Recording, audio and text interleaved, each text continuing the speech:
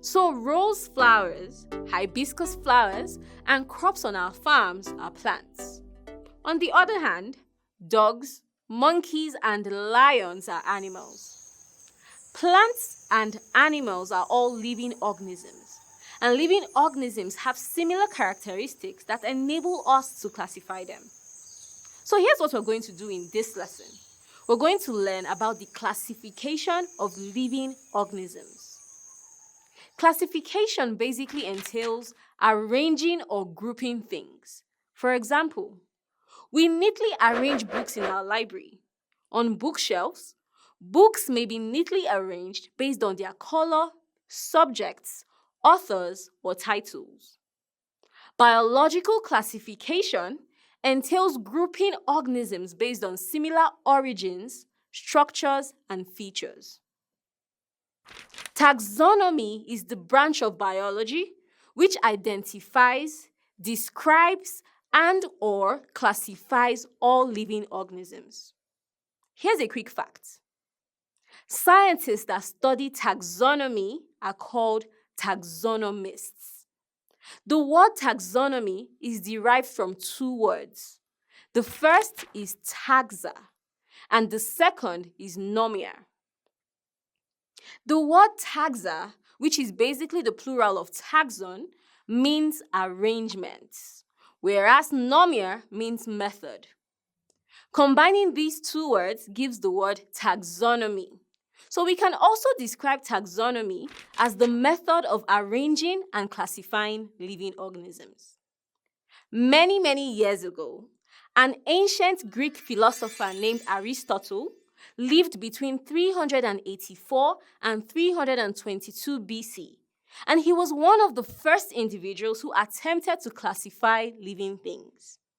Many centuries later, a Swedish scientist called Carolus Linnaeus classified living organisms and came up with the 7 hierarchical classification system, which is the present method of naming and classifying living organisms. Carolus Linnaeus is known as the father of taxonomy, and the 7 hierarchies in his classification are kingdom, phylum, class, order, family, genus, and species. The kingdom is the highest group and is the most elaborate division. Linnaeus named 2 kingdoms, the plant kingdom and the animal kingdom. However, from research by scientists over time, we have seen that there are other kingdoms. So let me give you all the kingdoms. We have kingdom Animalia, kingdom Plantae, Protista, fungi, and Monera. This is the 5 kingdom classification. Humans and other animals belong to the kingdom Animalia, while plants belong to kingdom Plantae. Next on the hierarchy is phylum. Animals or plants with similar features are grouped under the same phylum. For example, animals with notochords are grouped under the phylum Chordata, and they are called chordates. A notochord is a flexible, rod-like structure made of cartilage. The notochord is a defining feature of all chordates. Now let's move a level down. A phylum splits into classes, and each class divides into orders. Orders divide into various families. Families split into genera, that's plural for genus, and lastly, genera divide into several species.